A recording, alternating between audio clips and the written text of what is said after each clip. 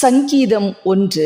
துன்மார்க்கனுடைய ஆலோசனையில் நடவாமலும் பாவிகளுடைய வழியில் நில்லாமலும் பரியாசக்காரர் உட்காரும் இடத்தில் உட்காராமலும் கர்த்தருடைய வேதத்தில் பிரியமாயிருந்து இரவும் பகலும் அவருடைய வேதத்தில் தியானமாயிருக்கிற மனுஷன் பாக்கியவான். அவன் நீர்க்கால்களின் ஓரமாய் நடப்பட்டு தன் காலத்தில் தன் கனியை தந்து இலை உதிராதிருக்கிற மரத்தைப் போல் இருப்பான். அவன் செய்வதெல்லாம் வாய்க்கும். துன்மார்க்கரோ அப்படி இராமல் காற்று பறக்கடிக்கும் பதரை போல் இருக்கிறார்கள். ஆகையால் துன்மார்க்கர் நியாய தீர்ப்பிலும் பாவிகள் நீதிமான்களின் சபையிலும் நிலை நிற்பதில்லை. கர்த்தர் நீதிமான்களின் வழியை அறிந்திருக்கிறார், துன்மார்க்கரின் வழியோ அழியும். சங்கீதம் 2. ஜாதிகள் கொந்தளித்து ஜனங்கள் விருதா காரியத்தை சிந்திப்பானேன்? கர்த்தருக்கு விரோதமாகவும் அவர் அபிஷேகம் பண்ணினவருக்கு விரோதமாகவும் பூமியின் ராஜாக்கள் எழும்பி நின்று அதிகாரிகள் ஏகமாய் ஆலோசனை பண்ணி அவர்கள் கட்டுகளை அறுத்து அவர்கள் கயிறுகளை நம்மை விட்டு எரிந்து போடுவோம் என்கிறார்கள். பரலோகத்தில் வீற்றிருக்கிறவர் நகைப்பார், ஆண்டவர் அவர்களை இகழுவார். அப்பொழுது அவர் தமது கோபத்திலே அவர்களோடே பேசி தமது உக்கிரத்திலே அவர்களை கலங்க பண்ணுவார். நான் என்னுடைய பரிசுத்த பர்வதமாகிய சீயோன் மீதில் என்னுடைய ராஜாவை அபிஷேகம் பண்ணி வைத்தேன் என்றார். தீர்மானத்தின் விவரம் சொல்லுவேன். கர்த்தர் என்னை நோக்கி, நீர் என்னுடைய குமாரன், இன்று நான் உம்மை ஜெனிப்பித்தேன், என்னை கேடும். அப்பொழுது ஜாதிகளை உமக்கு சுதந்திரமாகவும் பூமிகளின் எல்லைகளை உமக்கு சொந்தமாகவும் கொடுப்பேன். இருப்புக்கோலால் அவர்களை நொறுக்கி புயக்கலத்தைப் போல் அவர்களை உடைத்து போடுவீர் என்று சொன்னார். இப்போதும் ராஜாக்களே உணர்வடையுங்கள், பூமியின் நியாயாதிபதிகளே எச்சரிக்கையாயிருங்கள்.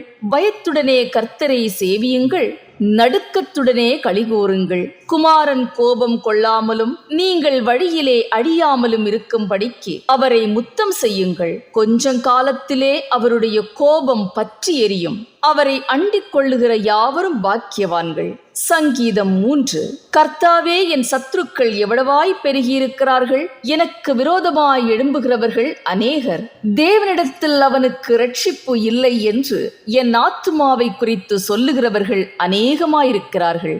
ஆனாலும் கர்த்தாவே, நீர் என் கேடகமும் என் மகிமையும் என் தலையை உயர்த்துகிறவருமாயிருக்கிறேன். நான் கர்த்தரை நோக்கி சத்தமிட்டு கூப்பிட்டேன், அவர் தமது பரிசுத்த பர்வதத்திலிருந்து எனக்கு செவி கொடுத்தார். நான் படுத்து நித்திரை செய்தேன், விழித்து கொண்டேன். கர்த்தர் என்னை தாங்குகிறார்.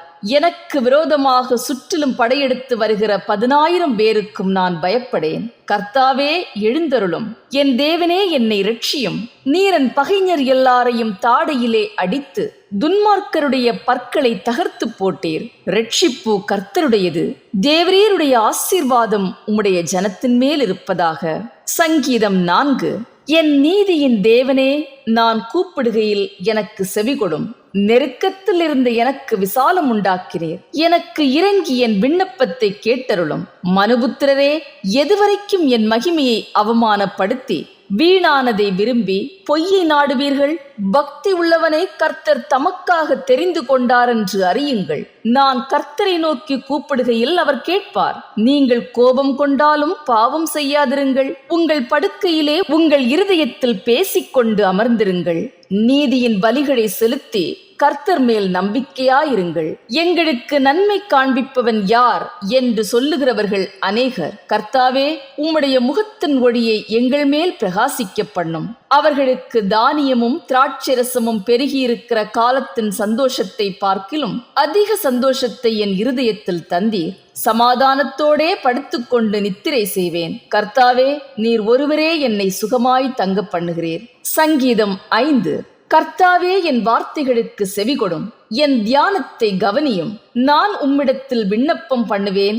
என் ராஜாவே, என் தேவனே, என் வேண்டுதலின் சத்தத்தை கேட்டருளும். கர்த்தாவே, காலையிலே என் சத்தத்தை கேட்டருளுவீர். காலையிலே உமக்கு நேரே வந்து ஆயத்தமாகி காத்திருப்பேன். நீர் துன்மார்க்கத்தில் பிரியப்படுகிற தேவன் அல்ல. தீமை உம்மிடத்தில் சேர்வதில்லை. வீம்புக்காரர் உம்முடைய கண்களுக்கு முன்பாக நிலை நிற்க மாட்டார்கள். அக்கிரமக்காரர் யாவரையும் வெறுக்கிறீர். பொய் பேசுகிறவர்களை அழிப்பீர். இரத்த பிரியனையும் சூதுள்ள மனுஷனையும் கர்த்தர் அருவருக்கிறார். நானோ உமது மிகுந்த கிருபையினாலே உமது ஆலயத்துக்குள் பிரவேசித்து உமது பரிசுத்த சந்நிதிக்கு நேரே பயபக்தியுடன் பணிந்து கொள்ளுவேன். கர்த்தாவே, என் சத்துருக்களின் நிமித்தம் என்னை உம்முடைய நீதியிலே நடத்தி எனக்கு முன்பாக உம்முடைய வழியை செவ்வைப்படுத்தும். அவர்கள் வாயில் உண்மையில்லை, அவர்கள் உள்ளம் கேடுபாடுள்ளது. அவர்கள் தொண்டை திறக்கப்பட்ட பிரேதக்குழி. தங்கள் நாவினால் இச்சகம் பேசுகிறார்கள்.